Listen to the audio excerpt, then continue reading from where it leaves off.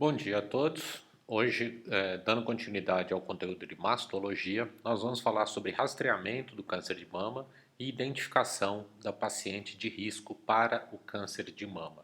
Dois aspectos importantíssimos para o médico generalista. Não como especialista, mas o médico generalista de uma UBSF tem a obrigação de conhecer o modelo de rastreamento oficial e identificar a paciente de risco. De todo o conteúdo de mastologia, talvez esse seja o conteúdo mais importante para o médico generalista.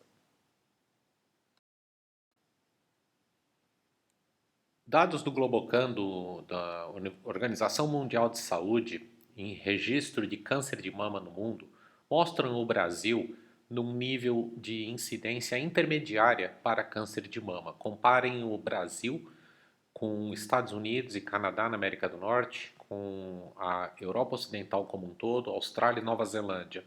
Nós estamos ainda bem distantes, mesmo da Argentina, na América do Sul, que tem índices semelhantes aos índices europeus, nós estamos bastante abaixo em termos de incidência. E o que isso representa? Representa que no futuro nós vamos cada vez piorar mais em termos de incidência relativa. A tendência com hábitos urbanos, o perfil da população é que a gente vai cada vez se aproximar mais do perfil europeu, americano, australiano, em termos de incidência de câncer de mama.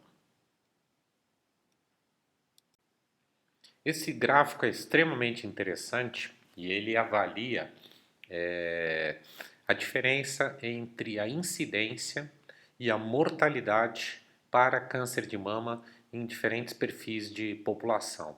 Em incidência, nós temos as barras em azul e mortalidade as barras em vermelho. Vale para todos os cânceres, tá? Mas hoje nós estamos focados no câncer de mama. Os países de alto e muito alto índice de desenvolvimento humano, tá? Que são os países ricos da Europa Ocidental, Austrália, Nova Zelândia, Estados Unidos, Canadá, Japão.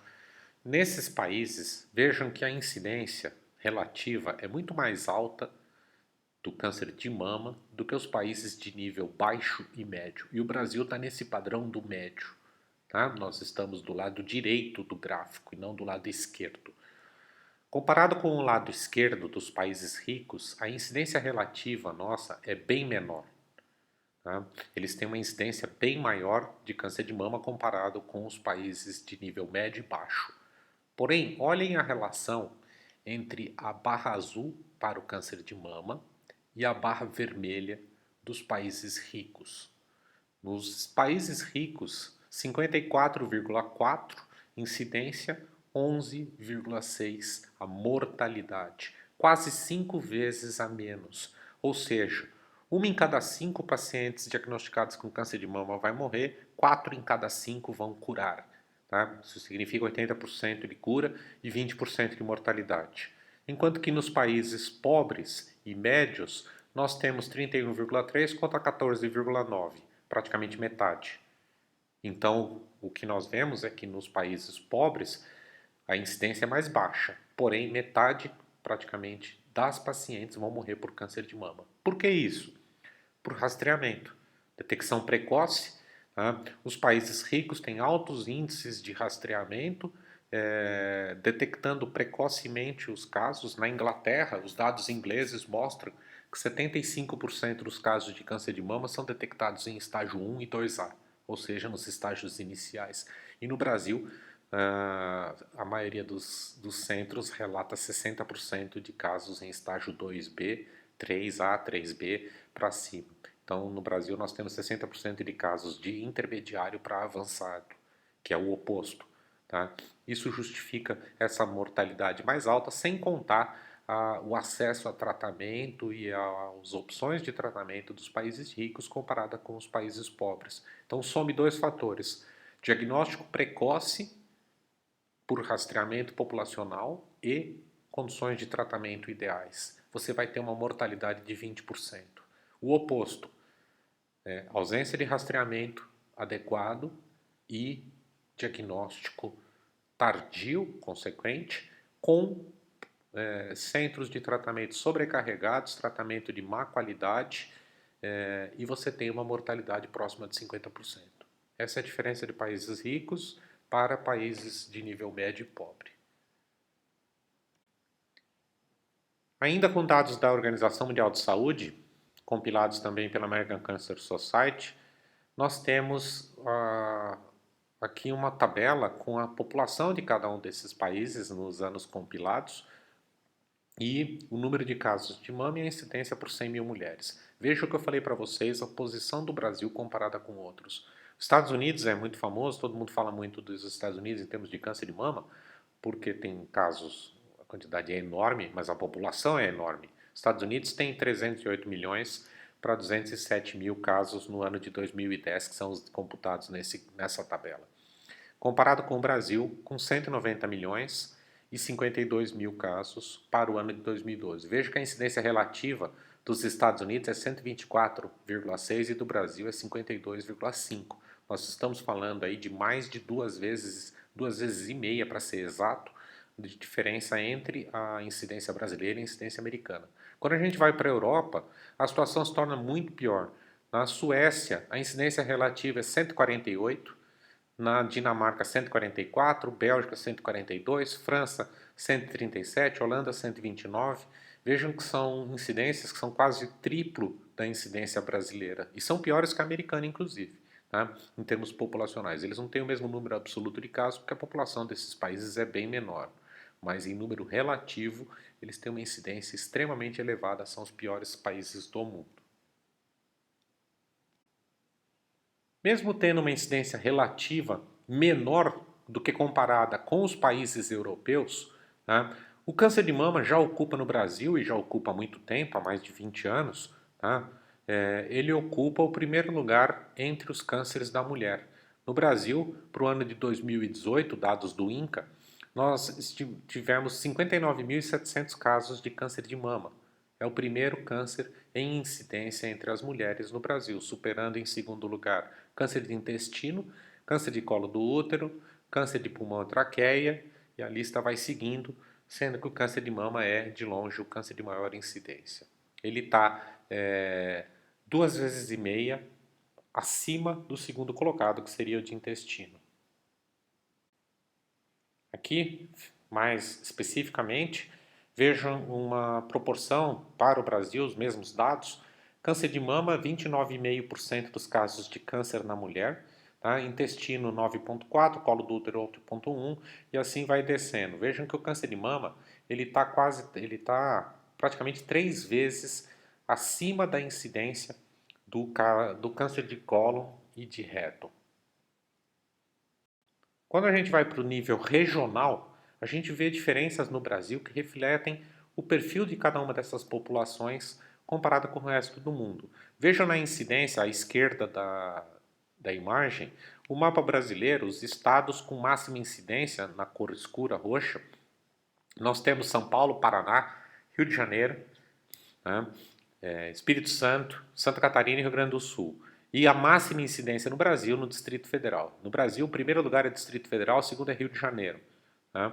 E Minas Gerais, Goiás, Mato Grosso do Sul e Mato Grosso, alguns estados, Ceará e Pernambuco no norte, têm incidência intermediária e os estados da região norte mesmo têm incidência mais baixa.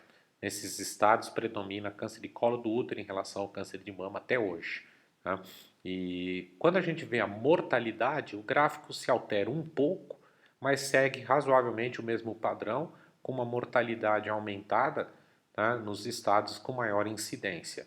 Algumas exceções do Paraná que cai um pouco e do Goiás que entra nessa tabela e que não estava na tabela anterior. Isso pode se dever, inclusive, à migração de pacientes para tratamento. Se você pegar Mato Grosso, principalmente a parte leste do Mato Grosso, Tocantins, muitas dessas pacientes acabam indo tratar em Goiás. Então a mortalidade pode estar sendo computada de forma errônea porque ela não bate com a incidência que você observa no outro gráfico. E o Paraná pode haver também uma minimização aí de pacientes indo tratar em outros centros, em especial em São Paulo. Quando a gente fala em rastreamento do câncer de mama, ou de qualquer câncer, na verdade, tá? Ou de qualquer doença, na verdade, nós temos dois perfis que podem ser citados. O primeiro deles é rastreamento populacional. O que é o rastreamento populacional? Rastreamento populacional é quando você vai rastrear indistintamente todas as pessoas envolvidas numa determinada faixa etária, num sexo ou em qualquer condição, mas em aspectos abrangentes, sem restrições. No caso do câncer de mama, o rastreamento todas as mulheres acima de 50 anos de idade, independente de qualquer outro aspecto. Tá? Isso é um rastreamento populacional. Existe uma contraparte que é o rastreamento dirigido. Rastreamento dirigido a grupo de risco é aquele onde eu só farei exames se a mulher apresentar determinadas condições. Fatores de risco familiares, genéticos, hereditários, pessoais, seja lá qual for. Aí estas mulheres serão rastreadas e as outras não. Pode parecer que ele seja muito ruim, muito absurdo, mas a literatura médica recente tem trazido trabalhos interessantes sobre o impacto populacional do rastreamento dirigido a grupo de risco comparado com o rastreamento populacional. Obviamente, o custo dele é infinitamente menor, tá? Mas ele não é tão pior do que o rastreamento populacional. A literatura médica, a despeito de rastreamento populacional nos Estados Unidos ter começado na década de 70, no resto do mundo dos anos 80 em diante, ou seja, já existe mais de 40 anos de rastreamento, até hoje permanecem inúmeras dúvidas acerca do rastreamento. Nós temos resultados os mais conflitantes possíveis. Um estudo feito na Suécia mostrou que rastrear de 3 em 3 anos é melhor do que rastrear de ano em ano. Tá? Para cada argumento que existe a favor de um determinado padrão de rastreamento, existe um outro argumento que vai falar no contrário, que vai mostrar outros dados, que vai contrapor com outros dados. Não há um consenso. Há um padrão, mas não há um consenso. O exame realizado no mundo inteiro é mamografia, a despeito do que qualquer especialista fale diferente, mamografia é o padrão do mundo inteiro. Não há nenhum país no mundo que faça rastreamento sem ser com mamografia. Tá? Ultrassonografia, existe hoje um exame que é uma caixa que se acopla no aparelho de ultrassom, que faz uma varredura mamária, e esta caixa, segundo alguns, teria a mesma sensibilidade que a mamografia. É besteira, ela não é reconhecida como método padrão. Padrão é mamografia. Ultrassom e ressonância magnética, eles são exames complementares para achado mamográfico na paciente de perfil de rastreamento, ou seja, acima de 50 anos de idade. Tá? Idade de início e periodicidade são os aspectos de controvérsia. Nós vamos entrar a fundo neles daqui a pouco, eu vou voltar a falar. Mas o aspecto de controvérsia é a idade de início e a periodicidade. Existem os mais diferentes protocolos no mundo, que é justamente pela controvérsia entre ideal e viável em saúde pública. É importante frisar que em saúde pública nem sempre o ideal é viável. Eu vou dar um exemplo. Se você tem 1 milhão de pessoas, tá, e tem 1.000 aparelhos, você tem que fazer 1.000 pessoas por aparelho. Simples assim. A questão é, quantos exames se pode fazer por dia por aparelho? Imagine que você possa fazer 3 exames por dia. Então, aproximadamente, nos 365 dias do ano, você conseguiria fazer as 1.000 pessoas. Então, você pode instituir aquele rastreamento como uma vez por ano. Ele é viável. Agora imagine que você só tenha 500 aparelhos. Não adianta que você não tem como rastrear aquela população de 1 milhão a cada ano. Ela terá que ser rastreada a cada 2 anos. Então isto é o viável. É o ideal? Talvez não. Mas é o que é possível. E isso não foi o Brasil que determinou. O primeiro país a instituir o padrão de rastreamento bianual foi o Reino Unido, foi a Inglaterra. Porque eles fizeram essa conta. E a conta de fazer rastreamento anual aumenta drasticamente.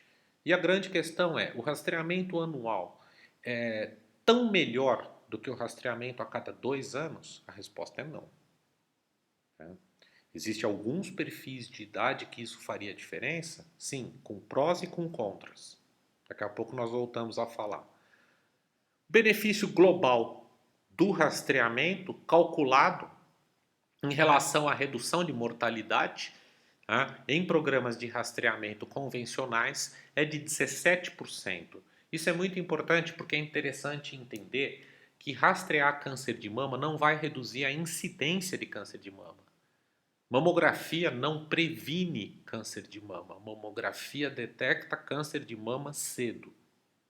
É importante compreender que a mamografia não vai mudar a quantidade de casos. Ela vai fazer com que eles sejam descobertos mais precocemente. Quem descobre precoce, trata precoce, tem cura. Quem descobre tarde, trata tarde, tem risco de morte. É aquele gráfico de barras que eu mostrei para vocês. Países ricos rastreiam praticamente a população inteira, 20% de mortalidade. Países pobres rastreiam taxas baixas da população, tratam mal a população, mortalidade de 50%. Então, qual é o benefício de se rastrear uma população? É 17% a menos de mortalidade. Tá? A população rastreada terá câncer de mama, porém morrerá 17% a menos do que a que não foi rastreada. No Brasil, e agora vocês prestem atenção, o protocolo do SUS em vigência, qual é o perfil de rastreamento brasileiro? É um exame clínico realizado anualmente para todas as mulheres acima de 40 anos de idade. Então, elas devem realizar exames de mama, palpação, por um médico, não é por autoexame. Autoexame hoje não é mais um modelo a ser recomendado. Ele traz só falso positivo, tá? E a paciente que realmente tem doença não vai detectar. Isso já está provado no mundo inteiro. E hoje ele não é mais recomendação de conduta do Ministério da Saúde nem das sociedades de especialidade.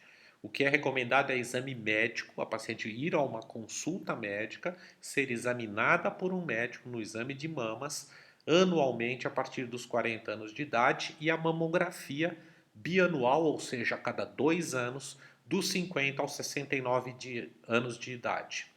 Mulheres que têm um fator de risco elevado, nós vamos ver daqui a pouco, mamografia deve ser anual após os 35 anos de idade. Para quem achar que esse protocolo é inadequado e insuficiente, às vezes as pessoas comparam protocolos de saúde pública com rotinas de clínica privada. Na rotina de clínica privada, se a paciente tem um convênio, se ela tem a condição de fazer particular, ela pode fazer o quanto ela quiser. A cada ano, a cada 6 meses, não vai trazer benefício nenhum. Tá? O que é importante entender é que a saúde pública tem que trabalhar dentro do modelo de viabilidade que eu expliquei agora há pouco. E para que vocês vejam, não é uma questão de país pobre. Países extremamente ricos, tá, da Europa, o Reino Unido, a Alemanha, Suécia, Noruega, Dinamarca, Finlândia, França, Austrália, Canadá, Japão, 14 países da União Europeia não citados, fazem protocolo de rastreamento exatamente igual a esse que eu acabei de demonstrar. Qual é o problema do Brasil? O problema do Brasil é que o que está escrito, este programa que eu acabei de citar para vocês, ele não é realizado em nível populacional no Brasil como um todo. Inúmeras regiões e bolsões onde uma mulher não consegue realizar mamografia a cada 2 anos. Mesmo aqui na nossa região, não consegue fazer mamografia de 2 em 2 anos. Tá? Depende da cidade, depende da cidade ter convênio, não ter convênio. Muitas das cidades aqui do entorno da nossa região não conseguem rastrear desse jeito, o que sobra para o resto do Brasil. Então é óbvio que o que está no ideal do SUS ainda não é uma realidade. Tá? Este modelo que nós estamos prevendo ainda não é realizado universalmente. No estado de São Paulo, as informações que eu tenho é que a população do estado de São Paulo consegue rastrear bianualmente. Alguns municípios isolados, Uberlândia, por exemplo, consegue rastrear bianualmente, mas existem inúmeros outros, e talvez sejam a maioria, que não conseguem fazer exame bianual.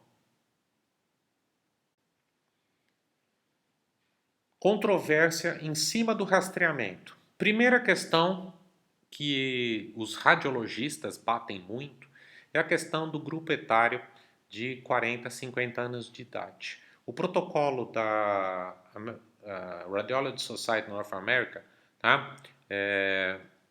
O que eles recomendam? Então, eles recomendam mamografia anual dos 40 anos em diante.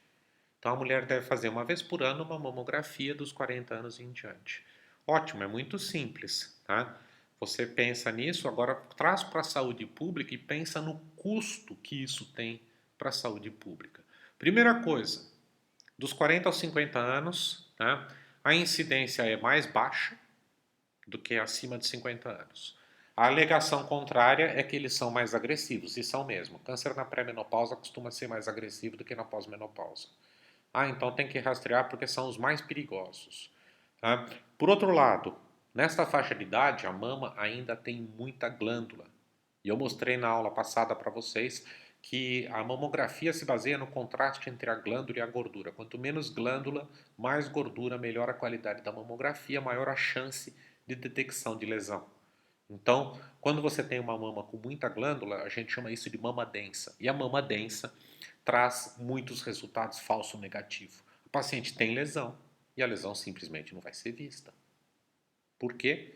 Porque a mama é densa e encobriu a lesão. O inverso também ocorre. Tá? Lesões benignas que têm uma imagem duvidosa na mamografia. E o que gera imagem duvidosa na mamografia que nós vimos na aula passada? BIRADS 4A, 4B, 4C e 5 vão gerar biópsia. Intervenção, hospitalização, biópsia para ressecção de uma área, na melhor das hipóteses, core biópsia. Tá? Então, nós temos procedimentos com um custo enorme. Vejam esses dados.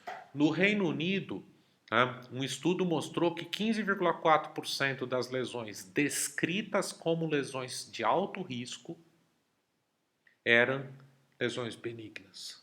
E nos Estados Unidos, pior ainda. Tá? Nos Estados Unidos, 43,7% das lesões descritas como lesões de alto risco para câncer, a biópsia deu resultado benigno. Essas mulheres foram submetidas a procedimentos. Pensem no custo do procedimento, mas pensem no custo humano do procedimento também. O estresse que essas pessoas passam entre o resultado da mamografia, a realização de um procedimento diagnóstico e o laudo final do procedimento diagnóstico. Para a realidade brasileira, vocês, dentro do sistema público de saúde, o modelo não muda muito do que nós temos na UFO, por exemplo, onde uma paciente demora entre fazer o exame, ter o exame avaliado numa UBS, a UBS encaminhar para a UFO fazer o procedimento e sair o resultado do anatomopatológico. Nós estamos falando de algo entre 3 e 6 meses.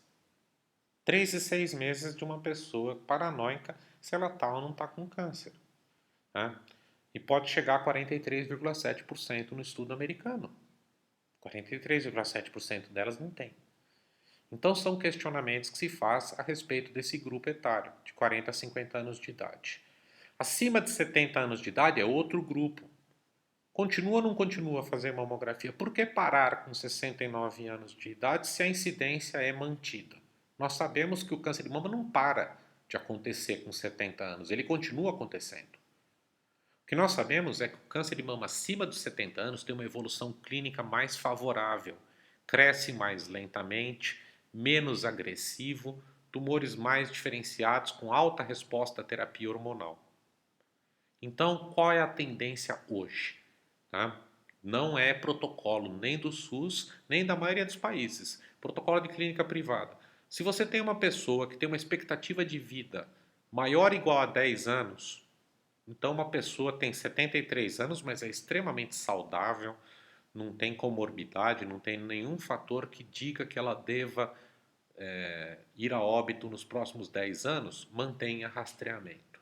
Caso você tenha uma pessoa com comorbidades extremas, onde a expectativa de vida é baixa, então você tem uma mulher que é diabética cardiopata com ICC grau 2, diabetes descontrolado e sequelada de AVC. Essa mulher provavelmente não vai viver 10 anos se ela tem, imagine que ela tenha 75 anos. Provavelmente ela não vai viver mais 10. Então para de rastrear a mama. Esse é o conceito e o consenso que se tem hoje. Aqui dois modelos de falha de rastreamento de câncer de mama. Do lado direito primeiro, do lado direito, nós temos o maior medo da paciente a ser rastreada. Lembra que eu falei da mama densa? A mama densa, compare uma mama com a outra. Essa primeira mama aqui do lado direito é a mama densa, bastante espessa, com muita glândula ainda, muito branca na visão. O branco é glândula, tá? E essa glândula espessa sobrepõe a presença de um possível nódulo e vai falsear o resultado. Vai ter um resultado de mama normal, quando na verdade ela tinha um câncer de mama.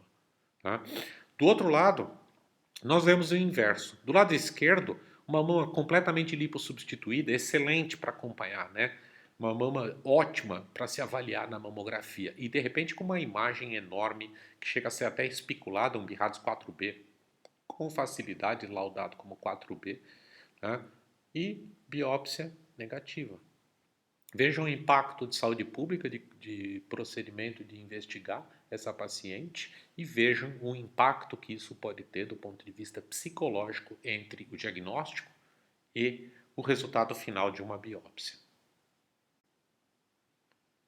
Outros protocolos em câncer de mama, de rastreamento, e aqui eu quero mostrar para vocês o que no Brasil algumas sociedades recomendam.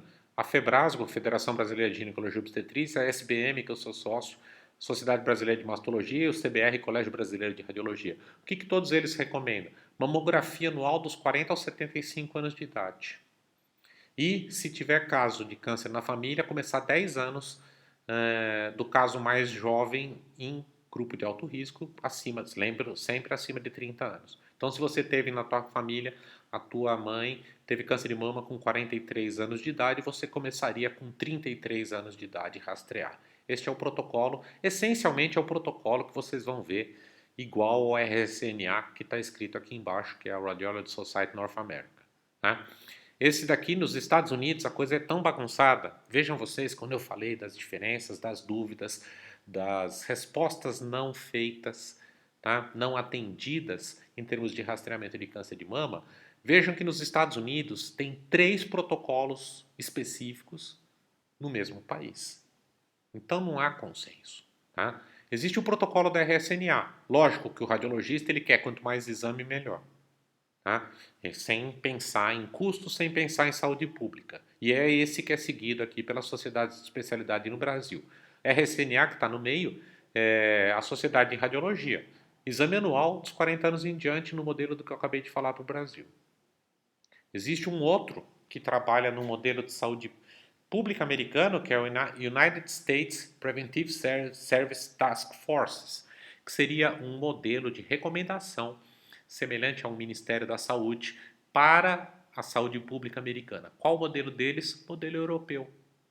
Bianual, a cada 2 anos, dos 50 aos 74 anos. A questão de 3 anos, a ACS, que é o último, American Cancer Society, Sociedade Americana de Câncer, tá? Entrou com um modelo que seria intermediário. Um modelo pegando um pouco do modelo europeu, um pouco do modelo americano mais radical. O que a American Cancer Society propõe?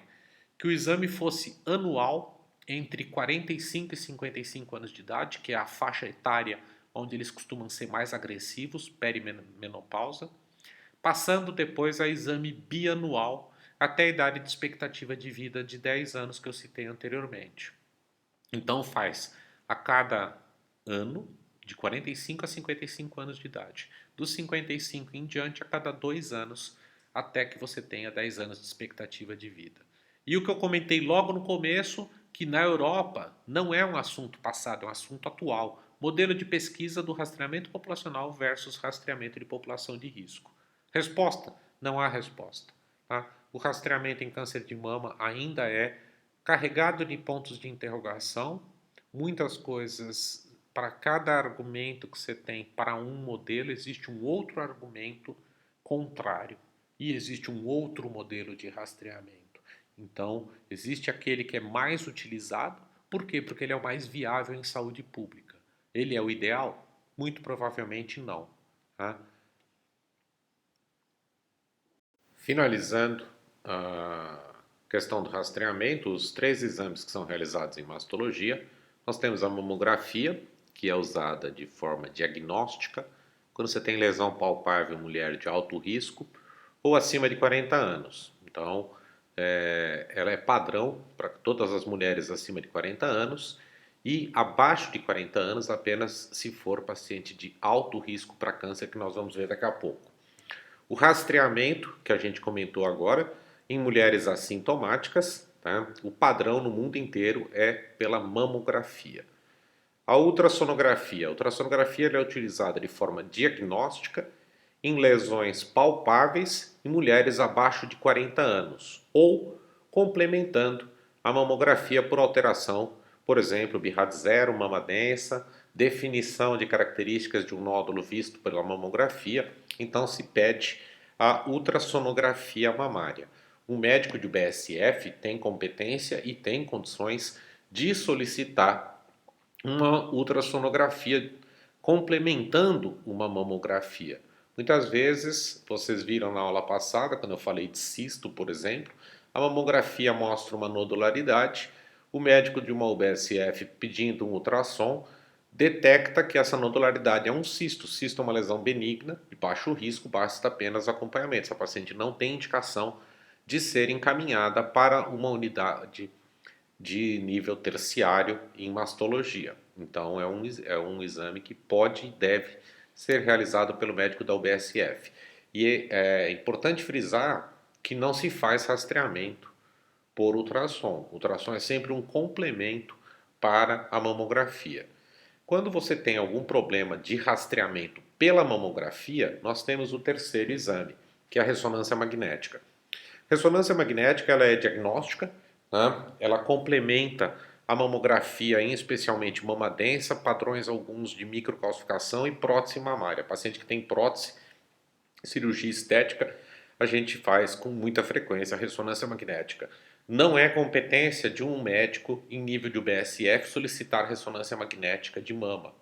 Isso é uma definição de conduta para serviço especializado. Então eu estou só citando para vocês, mesmo no rastreamento que eu estou comentando abaixo, rastrear a mama densa em paciente que tenha mamas densas é uma decisão tomada por mastologista. Então o médico de uma UBSF tem uma paciente que tem um perfil ruim de rastreamento, ele pode solicitar uma avaliação de um serviço especializado e esse serviço é que vai definir que essa paciente daquele período em diante vai fazer um rastreamento por ressonância. Muito improvável que se consiga fazer isso no sistema público de saúde. Tá? Rastrear regularmente uma mulher por ressonância magnética é coisa para clínica privada. Tá? Nessas exceções que eu estou dando aqui, mama densa e mulheres que tenham alta sensibilidade à compressão mamográfica. Compressão mamográfica, a mamografia exige a compressão para a sua realização. E algumas mulheres têm uma sensibilidade extrema na realização do exame e não conseguem, seja por uma sensibilidade real, seja por um perfil fóbico, que algumas podem ter, e não conseguem realizar o exame. Para essas pacientes, nós solicitamos ressonância no rastreamento. São muito poucas, eu, em nível de clínica privada, tenho uma ou outra que faz esse perfil, porém, no nível público, isso é quase impossível. Nós mal conseguimos fazer ressonância para as pacientes que têm indicação por lesão, tá? Nesse modelo diagnóstico que eu citei acima, a gente mal consegue fazer nessas pacientes, que dirá nas pacientes que vão apenas fazer rastreamento. Então, em essência, qual é o exame de rastreamento? Em essência, o exame de rastreamento é a mamografia. E como vai ser apresentado, como é que você, trabalhando numa UBSF, vai receber o relatório de um exame de rastreamento ou de diagnóstico em mastologia? Isso vale para qualquer modalidade de exame de imagem feito na mastologia atual. Tanto para ultrassom, mamografia e ressonância magnética usam o sistema BIRADS. O sistema BIRADS foi criado pela Sociedade Americana de Radiologia, RSNA, que começou a tabular achados primeiro na mamografia. O sistema começou pela mamografia, né, há mais de 30 anos, e ele começou a ser analisado e começou-se a comparar a imagem mamográfica com o resultado de biópsia. E começou-se a determinar que tipo de imagem era imagem de risco de câncer, que tipo de imagem era de doença benigna. E isso trouxe um sistema chamado BIHADS. BIHADS é uma sigla para Breast Imaging Reporting and Data System, tá? E ela veio para definir cada padrão de mamografia baseado no risco que aquelas alterações tenham de ser um câncer. Então nós temos uma padronização que começa na técnica do exame, a padronização no laudo, porque antes do sistema BIHADS, cada radiologista descrevia os achados dos exames de mama de uma forma própria. E cada um falava uma língua diferente. O que um descrevia dando a entender uma lesão grave, para outro podia ser um achado menos grave. E isso criava muita confusão para quem tinha que interpretar essas imagens. Então, o sistema BIHADS não só padroniza a forma de realizar o exame, padroniza como o laudo deve ser escrito, todos com a mesma terminologia, com uma conclusão diagnóstica, que é o sistema BIHADS que eu vou mostrar daqui a pouco, e também com uma recomendação de conduta. Então, para cada categoria de BIHADS, você vai ter a recomendação de conduta. BIHADS 3, repete o exame em 6 meses. BIHADS 5, biópsia. BIHADS 1, rastreamento de rotina. Nós vamos ver daqui a pouco. Então há uma recomendação. O médico não especialista, um médico generalista, trabalhando numa OBSF, e mesmo o ginecologista geral, que vai pegar esse exame em mãos, ele vai pegar e poder, com o exame, já saber a gravidade do quadro e o que deve ser feito com aquela paciente. Num laudo correto, deve não só ter o sistema BIHADS, como ter a recomendação de conduta. Ele sofre revisões periódicas, a cada 2, 3 anos é lançado uma nova revisão do sistema BIHADS. Ao longo do tempo foi incluído o BIHADS de ultrassom e, por último, o BIHADS de ressonância magnética. Essas revisões periódicas, elas correlacionam a estatística. É uma análise estatística enorme, uma base de dados de milhões de casos, né, que são feitos ao longo dos anos e que vão sendo feita a correlação entre o achado da mamografia e anátomo-patológico. Com essa base, nós temos hoje um padrão de alta confiabilidade. O sistema BIHADS ele se divide em 6 categorias, que vão de 0 até 6. Como eu falei, o sistema BIHADS traz, junto dele, no laudo, obrigatoriamente a recomendação de conduta. Então vamos começar pela BIHADS 0. Vocês não têm obrigação de saber cada uma das subdivisões.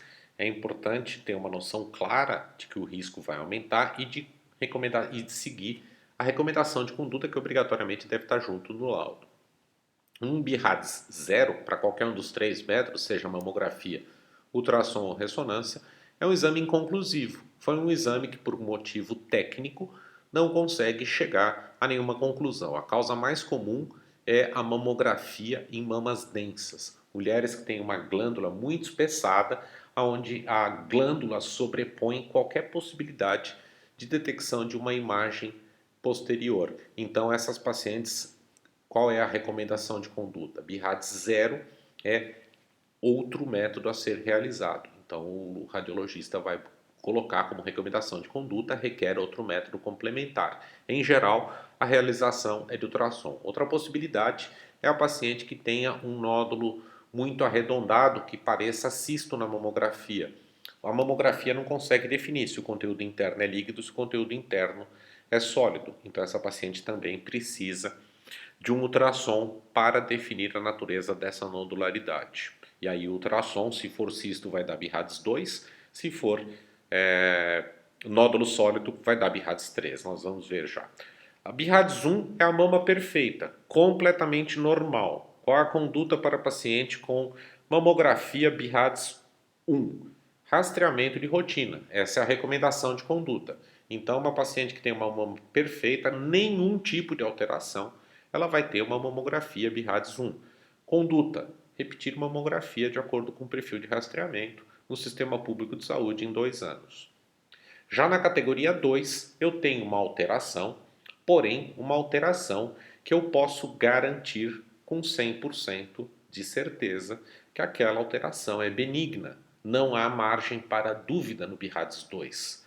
Algumas lesões têm essa característica. Qual é a conduta para uma paciente que tem lesão BIRADS 2? Rastreamento de rotina. É a mesma conduta do BIRADS 1. Aquela alteração é desprezível. Então, essa paciente vai rastrear de rotina, repetindo o exame em 2 anos. BIRADS 3, eu tenho o que se chama provavelmente benigno. É uma lesão que tem uma chance de apenas 2% de não ser uma lesão benigna. No BIRADS 3, qual a recomendação de conduta? Repetir o exame em 6 meses. É importante frisar que isto deve ser realizado pelo médico da unidade básica de saúde. O médico de UBS não deve encaminhar uma paciente BIRADS 3 para um serviço de referência, porque no serviço de referência o que se vai fazer é programar a repetição do exame em 6 meses. O médico da UBS tem condições plenas de fazer isso, tá? De programar para que essa paciente volte em 6 meses e repita o exame. O padrão é a repetição de 3 exames após o exame inicial. Então, um exame mais 3 repetidos a cada 6 meses. Se não houver alteração do perfil inicial do exame, essa paciente tem uma lesão de certeza de benignidade por inferência. Ela é os 98%. E se ela estiver no grupo dos 2%, com 6 meses, ou com 12, ou com 18 meses após o exame inicial, ocorrerá alteração do padrão de imagem. Essa imagem vai ser reclassificada e aí sim essa paciente tem indicação de ser encaminhada para uma unidade de referência em mastologia. Já na categoria 4, nós temos as lesões suspeitas. A recomendação de conduta é indicação de investigação complementar. Num primeiro passo, para o médico de saúde básica da família, para uma OBS convencional, ou até para o ginecologista, qual é o primeiro passo para paciente com lesão categoria 4? Encaminhar para um mastologista.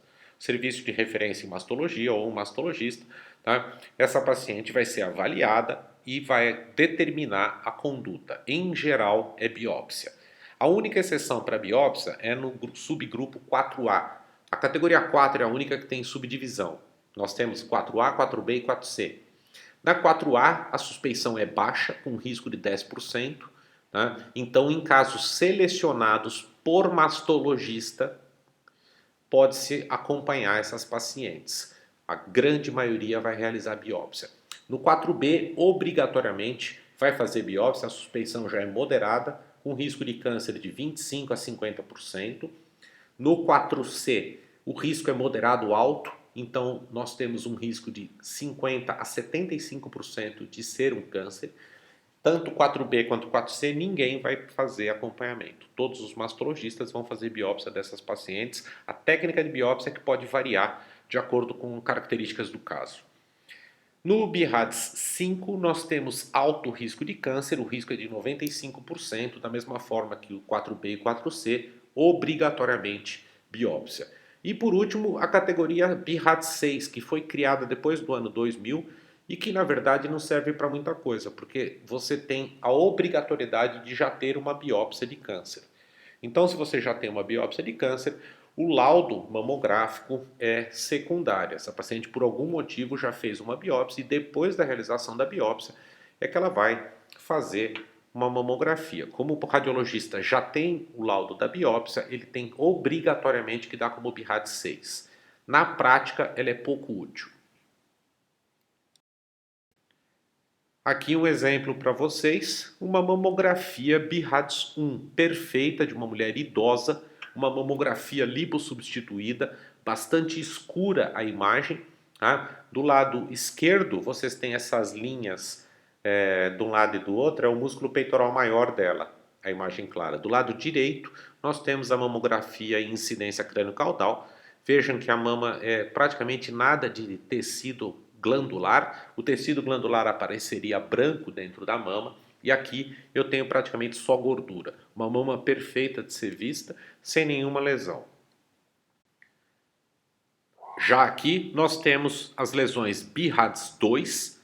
Essas lesões BIRADS 2 são lesões que eu posso categoricamente afirmar que são lesões benignas. São 3 exemplos, eu não vou entrar em detalhes técnicos porque é uma questão exclusiva de radiologista ou de mastologista. Nem ginecologista não lauda mamografia, né? Só para mostrar para vocês, aqui nas duas da esquerda eu tenho um nódulo na da esquerda, totalmente da esquerda, eu tenho um nódulo benigno com calcificações grosseiras, provavelmente é um fibroadenoma antigo calcificado. No centro eu tenho uma imagem que me parece muito mais um cisto calcificado e à direita as calcificações de leite que a gente chama, que são calcificações de característica muito benigna. Então são alterações que eu posso garantir que são benignas, eu dou BIRADS 2.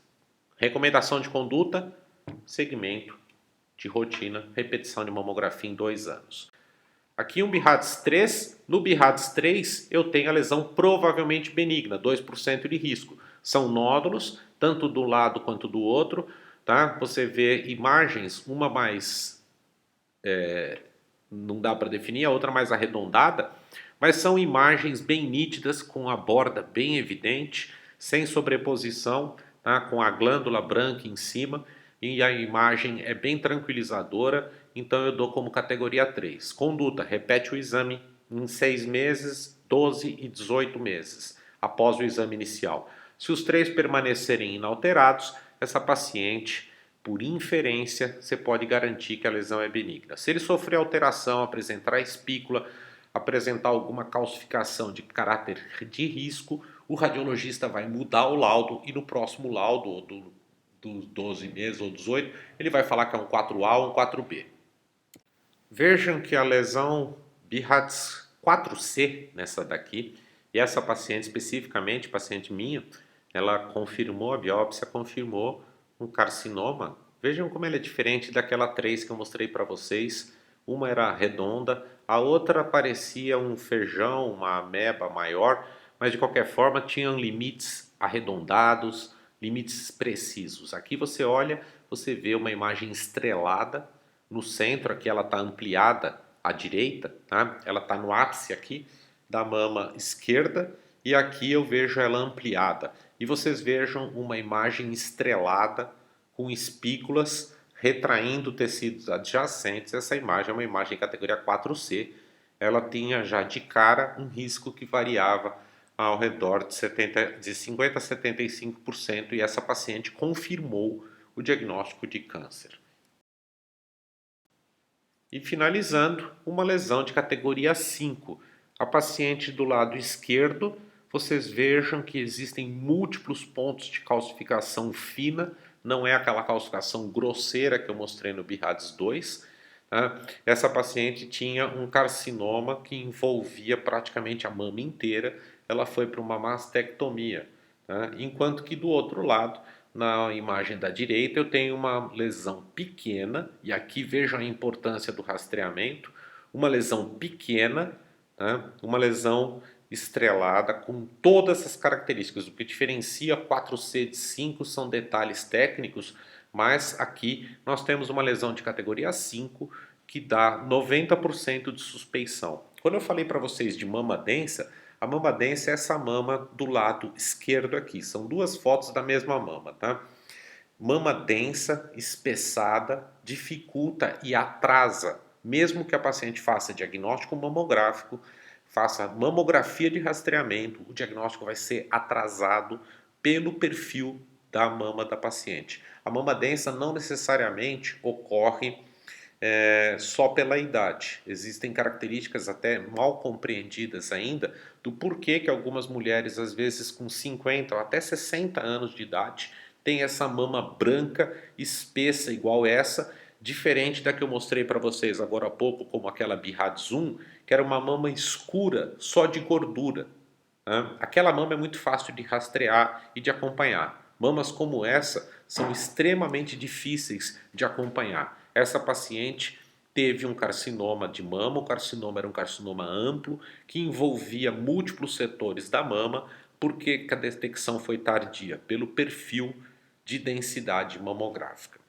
As duas lesões, tanto essas duas aqui que são da mesma paciente, quanto essa outra, são BIRAD5. A diferença é que essa outra aqui, ó, vejam nessa mama do lado direito, uma mama lipossubstituída com pouco tecido glandular, o nódulo cancerígeno, assim que ele aparece na mamografia, ele já é detectado. Isto aqui, do lado direito, é o ideal do rastreamento mamográfico, a lesão detectada extremamente precoce. Essa paciente confirma câncer, eu fiz um agulhamento, removi a lesão isoladamente, ela foi para uma cirurgia de preservação de mama. Enquanto que a paciente do lado esquerdo da imagem, ela teve que fazer uma mastectomia pelo grau de envolvimento do câncer na mama. Em relação à identificação de paciente de risco, o primeiro risco, e esse é um risco conhecido popularmente para a leiga, o risco familiar ele é bastante óbvio. A grande maioria das pessoas sabe que o câncer de mama e a maioria acha que todos os cânceres têm um componente familiar. E isso é uma coisa negativa porque existe a contraparte, que é a paciente se sentir protegida porque não tem casos na família. É muito comum pacientes no meu consultório que me falam: eu não me preocupo, eu não faço mamografia, eu não fazia mamografia porque eu não tinha casos ou eu não tenho casos na família. Esse é o maior engano que a mulher pode ter. Do ponto de vista global, de 70% a 80% das mulheres com câncer de mama não tem nenhum fator detectável. Tá? Aproximadamente 10% dos casos de câncer vão estar relacionados a fatores hereditários e 10% a fatores endócrinos e a outros fatores que nós vamos ver daqui a pouco. Então, o inverso é que é verdade. A maioria não vai ter um caso na família até que ela tenha o dela mesma. E isso traz uma falsa sensação de segurança para algumas mulheres. Tá? A sensação de que porque eu não tenho caso na minha família eu não preciso me preocupar. O câncer de mama, do ponto de vista hereditário, ele vai ter um perfil que nós chamamos de câncer familiar. Tá? É o risco extremo em termos de hereditariedade, um risco relativo acima de 6. Tá? Ele pode variar e, dependendo de marcador genético, ultrapassar centenas. Tá? O risco relativo acima de 6 ocorre independente de avaliação genética em casos de câncer na pré-menopausa na família, bilateralidade, então mulheres na família tiveram um câncer das duas mamas, e câncer da mama masculina. O câncer da mama masculina eu não citei, ele ocorre de forma bastante infrequente quando comparado à feminina, numa relação que varia de 1 para 200 até 1 para 500, dependendo do país. Tá? Porém, quando ele ocorre em homens idosos e o componente hereditário é extremamente importante.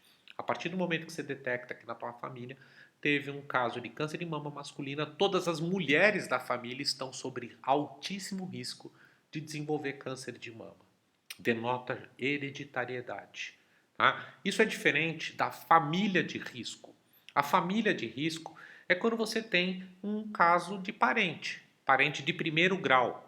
Não é válido nesta colocação a tia de terceiro grau, a prima da prima, a sobrinha da sua avó. Tá? Esse grau de parentesco não é relevante. Relevante é primeiro grau, que significa mãe, irmã ou filha. Tá? Tia, o parentesco já começa a reduzir o risco. Tá? Tia de lado materno. Tá? Ainda assim, não é a mesma coisa de parente de primeiro grau. O risco relativo geral é de 2,6 e pode chegar a 3 se for um caso de pré-menopausa. Então, sua mãe teve câncer com 48 anos de idade, na pré-menopausa, você tem 3 vezes mais a população normal de ter um câncer de mama. A partir do momento que na sua família tem múltiplos casos, aí você vai para o lado do câncer familiar, se esses múltiplos casos forem pré-menopausa. Aí você se encaixa no grupo de cima, o risco relativo ultrapassa 6.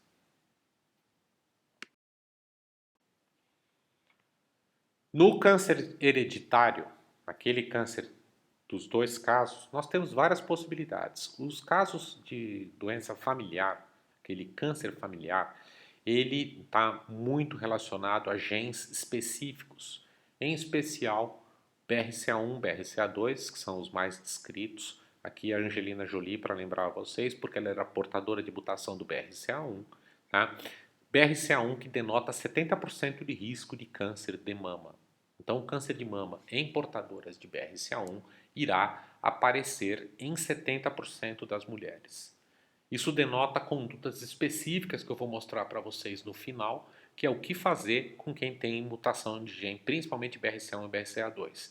Síndrome de Li-Fraumeni, ela está associada a múltiplos cânceres, não é só câncer de mama na família, tem vários tipos de, tudo quanto é tipo de adenocarcinoma, começando tireoide, estômago, pâncreas, intestino, ovário, tudo pode acontecer em Li-Fraumeni. Ele é a mutação do gene codificador da proteína P53. Síndrome de Coden, que é a polipose familiar, tá? Síndrome de Coden, ela também está associada, além do câncer de intestino, ao câncer de mama. Síndrome de Lynch do tipo 1, famílias com vários tipos de neoplasia, tá? Ela está associada a 3 tipos diferentes de genes, com uma incidência levemente aumentada de câncer de mama, com especial risco para câncer de intestino e de endométrio. No Lynch, a mama nem é a mais grave. Lynch, na verdade, é mais importante intestino e endométrio da nossa parte. Risco endócrino, esse é um risco menos conhecido, tá? Que é o risco associado a aspectos da produção dos esteroides sexuais. Quanto mais tempo de exposição a esteroides sexuais, maior o risco de câncer de mama. A mama tem um processo de desenvolvimento que se inicia na 6ª semana de gestação com diferenciação de uma glândula sudorípara que migra da porção do cavo axilar para o centro do tórax. Ok. Ela nasce idêntica em homens e mulheres e vai permanecer assim durante toda a infância. Na adolescência, quando você tem a maturação do eixo hipotálamo hipofisário produzindo estrogênio, você começa a ter o desenvolvimento verdadeiro da mama. E você vai proliferar os ductos da mama numa mama que nós chamamos de mama tipo 1. Essa proliferação continua ao longo dos ciclos da mulher, até que a mama tenha uma configuração de mama adulta, que é a mama tipo 2.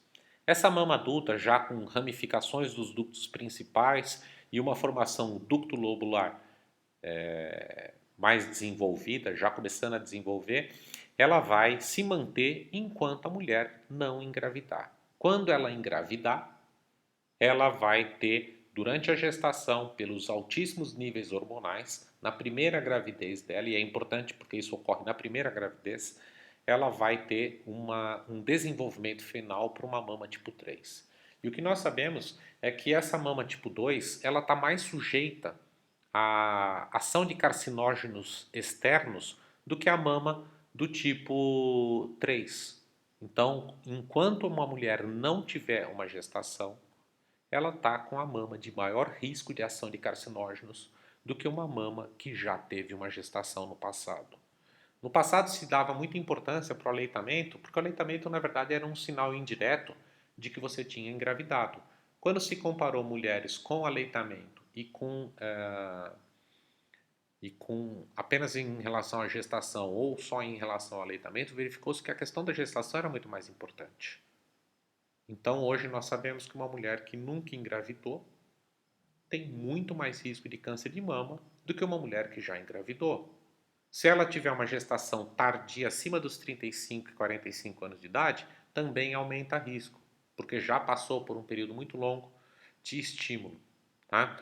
E pode até ter um aumento de risco, porque agora essa gravidez com 40 anos de idade pode ser um fator de risco e não já de proteção, porque ela já pode ter um microcarcinoma e o estímulo hormonal da gravidez fazer esse carcinoma crescer.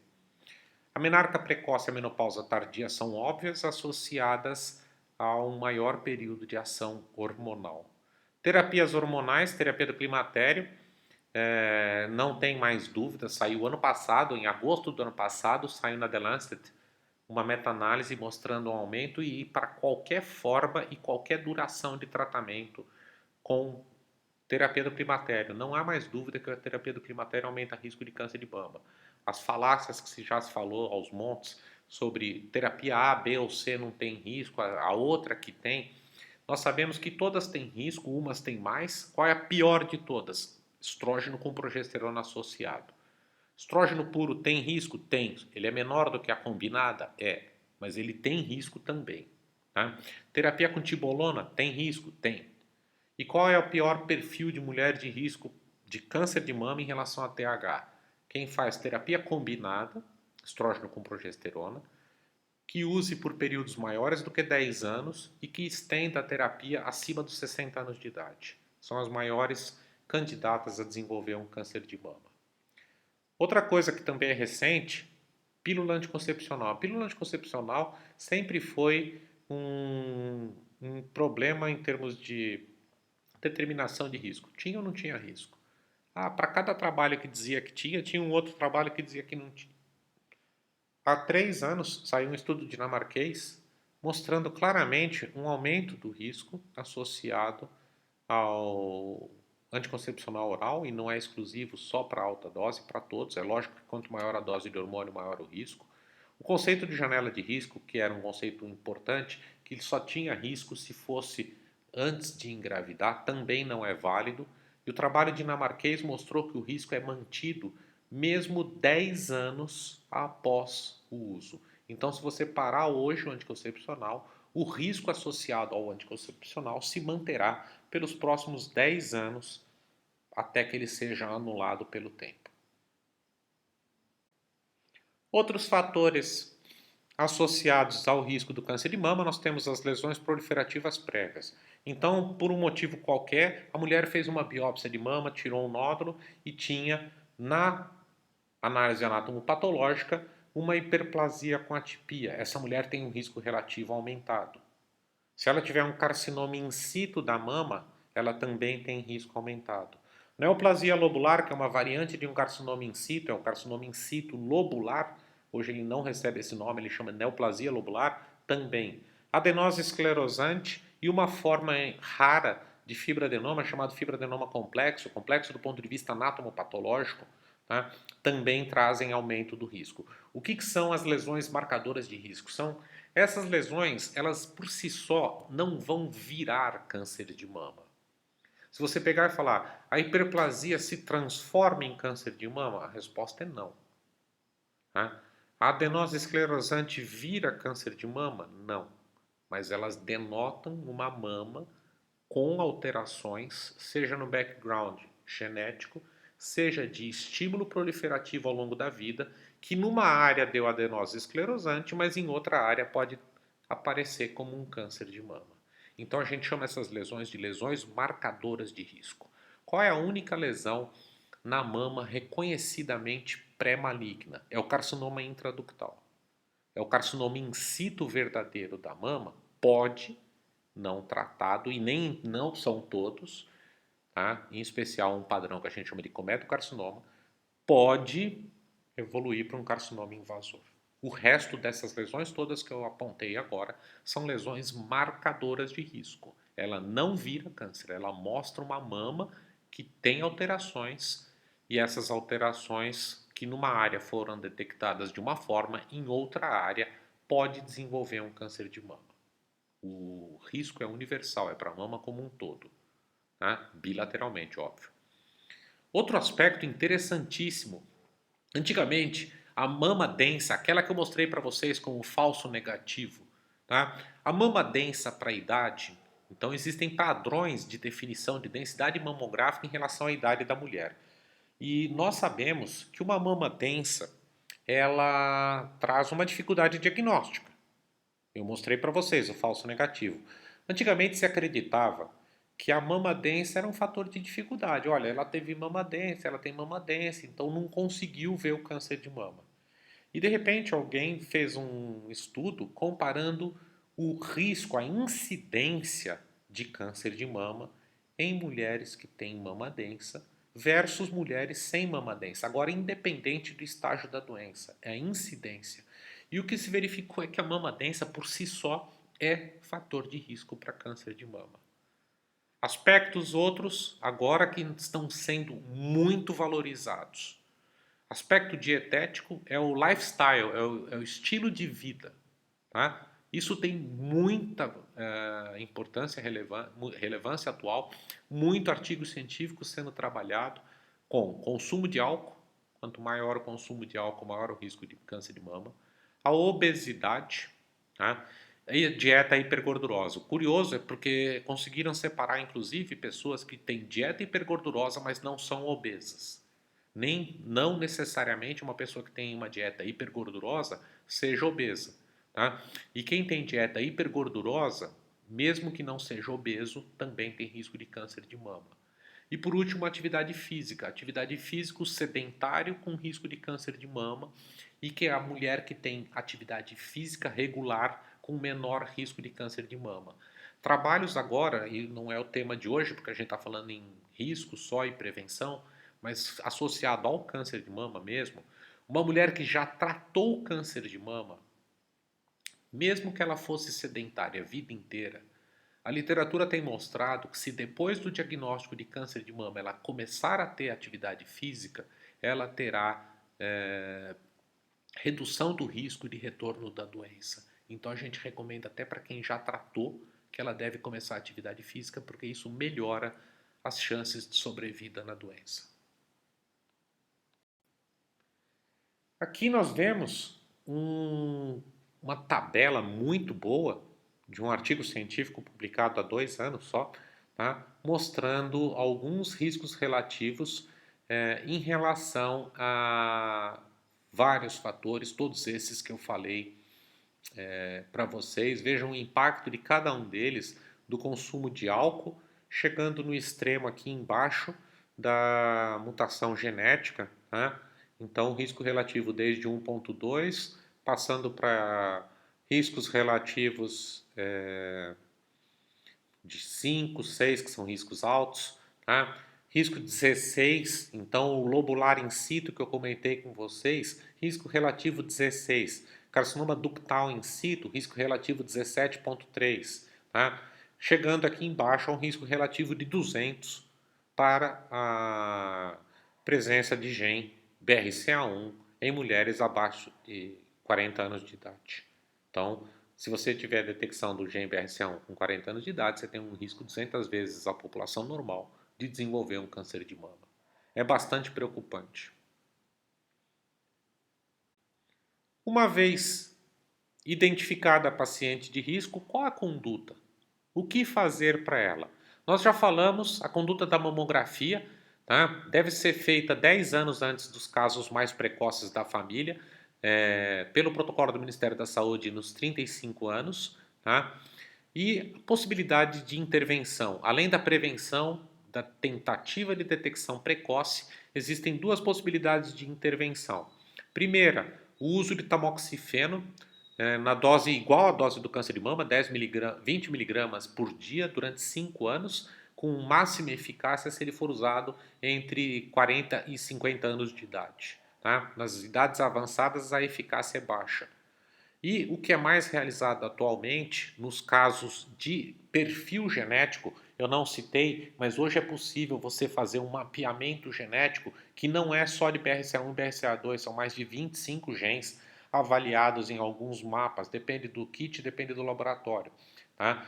Tem mais de 25 genes sendo avaliados em alguns perfis e você vai ter uma conduta. O que fazer frente a uma mutação? Se a mutação for de BRCA1, BRCA2 ou P53, nós temos indicação de adenomastectomia profilática. É o que a Angelina Jolie fez. É uma cirurgia agressiva, onde se remove toda a glândula mamária e deixa só a pele com colocação de prótese por baixo. Qual é a questão associada a isso? Eu tenho vários trabalhos sobre isso, tá? Que é a avaliação psicológica da paciente depois da cirurgia. Eu tenho um trabalho americano onde 60% das mulheres que foram submetidas a essa cirurgia se arrependeram da realização. Há uma fantasia do leigo que ela vai fazer uma cirurgia plástica e tirar trocar 6 por meia dúzia, porque ela tira a glândula e coloca a prótese. O resultado não é igual, tá? A mama com prótese pura, só prótese, prótese encostada na pele praticamente, essa mama vai ficar com uma forma completamente artificial, tá? É completamente diferente, perda de sensibilidade associada à manipulação cirúrgica, uma série de aspectos onde até 60% das mulheres se arrependem da realização de cirurgia. É óbvio que são mulheres que tinham 70% de risco de câncer de mama. Mesmo assim, elas se arrependem, né? Então, o questionamento dessa cirurgia é bastante complexo. Eu particularmente indico a realização de cirurgia. Eu acho que ela tem que ser realizada para quem tem mutação conhecida e infelizmente ela não é tão simples e tão fácil de ser aceita pela própria paciente quando ela se depara com o resultado da realidade da cirurgia. Finalizando, naqueles casos em que você tem risco modificável, você tem que tentar reduzir o risco modificável. Mulher é obesa, fazer dieta, atividade física, reduzir consumo de álcool e aumentar a atividade física nas sedentárias são fatores passíveis de modificação. Você não consegue mudar seu gene. Você não pode tirar o gene BRCA1 que tem nas suas células, mas você pode deixar de ser obesa, diminuir o consumo de álcool e deixar de ser sedentário. Então são os fatores que nós podemos modificar. Até logo a todos. Agora temos dúvidas no fórum à disposição para esclarecimento. Bom dia.